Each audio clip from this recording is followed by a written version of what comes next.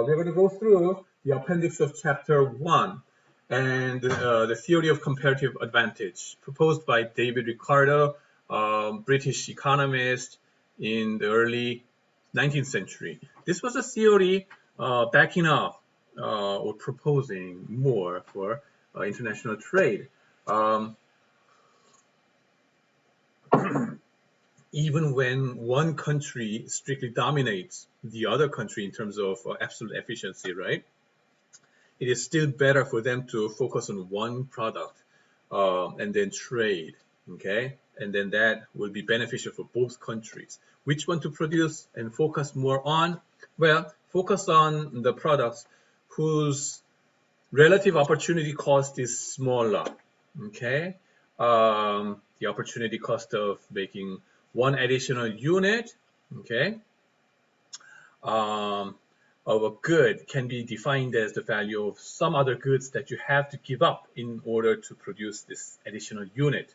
The comparative advantage exists when one party can produce a good or service at a lower opportunity cost than another party, right?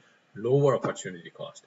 Now, let's give some numerical example over here on the board, okay?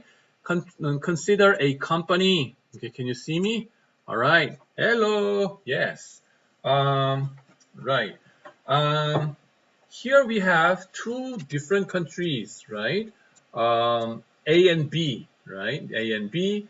And then the products, we have food products and textile products, okay? So there must be input and output and consumption in economics. Input, output, and consumption, right? Now, for each unit of input, how much of an output can you make tells us about the efficiency. And it's going to be important in the computation of opportunity cost. And we're going to compare two different countries in each product and determine which one has lower opportunity cost and focus on that one for that country. So initial condition with no trade, okay, is like this: 40 units of food, units of input, sorry, for food for country A, and then 40 units of input for food again for country B, okay, and then textile industry 2020. So basically they're human, let's say this is human input, 40 people, 40 people, 20 people, 60 people, okay, or man hours working, okay. Basically they are the same size in terms of population, let's say, okay, but their output is different. Let's see. For each unit of input, country A can produce 5 units of food, country B can produce 15 units of food. More efficient for B, okay? How about textile? For each unit of input for country A, they produce 3 units of output. How about textile industry? For each unit of input, they produce 4 units of output in textile, right? So again, country B is more efficient than country A, okay, in absolute sense. Now, let's look at total output, which is the multiplication of 1 and 2, okay? 1 and 2 item by item, okay? 260 for food and textile for country A. How about country B? 680, because 15 times 40, this, and then 4 times 20, that, right? So that's total output. Consumption, whatever you produce, you consume yourself, right, in your country, because there's no trade in this original situation, right? Now let's think about the opportunity cost, okay? For food, okay, country A, what's the opportunity cost? The opportunity cost is like this. 5/3, which is 0.6. And over here is the inverse, 1.67, right? And then The idea is that to produce food, one more unit of food, okay, you will have to pull out one laborer and say, okay, get out of there, and then work for food industry, okay? By that, how much of a product output that you have to forego, okay, how much of a textile output that you have to forego for food production, right? So that's 0.6. On the other hand, this one is, hey, Mr. Food, okay? Farmer, please get out. And I want you to work for textile factory, okay? And so for each unit of textile input, how much of a food output that you have to forego, that's this guy, okay? Let's apply that in country B, okay? So country B, Mr. Textile, okay? Get out of there. Get out of there and produce food, okay? Become farmer. And how much is it, the opportunity cost? 2.7 or something? Is that right? Yeah, around that. How about this guy, okay? Opportunity cost of textile. Mr. Farmer, get out of there, and then I want you to work for the factory. That's the amount that you have to forego, okay? The food unit of output that you have to forego to produce one more unit of textile. That is 3.342 and then 745 or something. Is that right? Yeah. So don't stop there, okay?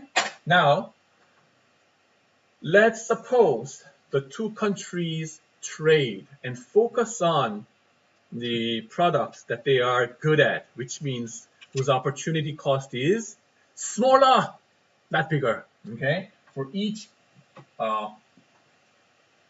product, okay? Let's think about whose opportunity cost is smaller.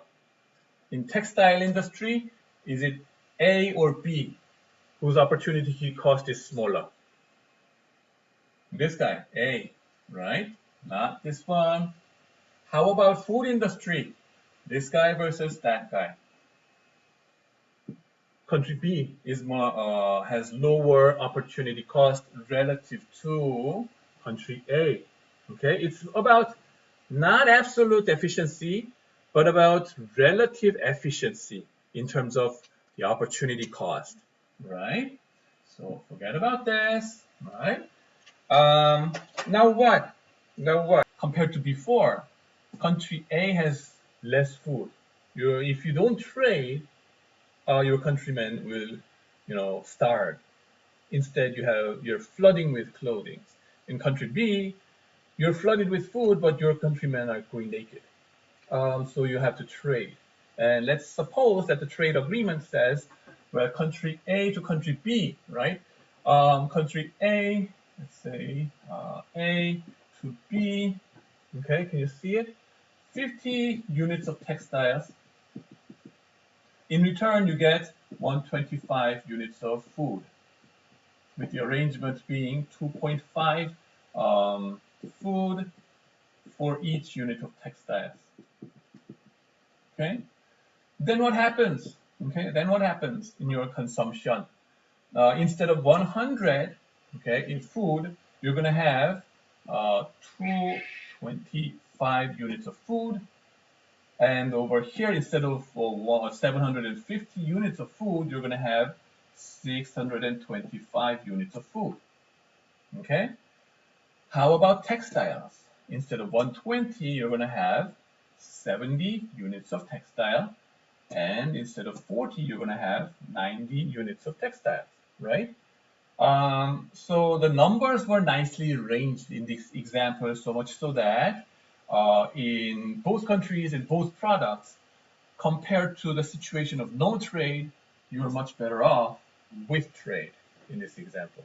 Okay, you don't end up with this nice kind of solution all the time, but more likely than not, you will be able to find an equilibrium that is good for both countries. So that's the idea of comparative advantage. Now, If we move down the slides, the textbook author shows graphically about this idea of the comparative advantage using the graph. Okay, production possibility lines are drawn based on two axes of products. One is textiles and the other is food. And then this is country A and this is country B. And you see country B is much better in absolute terms, right? The area of triangle is much larger, but that doesn't mean that you should not trade at all, because the relative opportunity cost, okay, will be different. Okay, somebody will be better in relative sense in terms of opportunity cost. Focus on the one that has lower opportunity cost compared to the other countries' opportunity cost. And by that, you can expand your production possibility for lines like this, and then by trading, your opportunity set goes up like this. Okay, so go ahead and read the textbook in the appendix, and then you'll be able to solve all these kind of problems. Okay, right, that's it, and then see you next week. Bye-bye.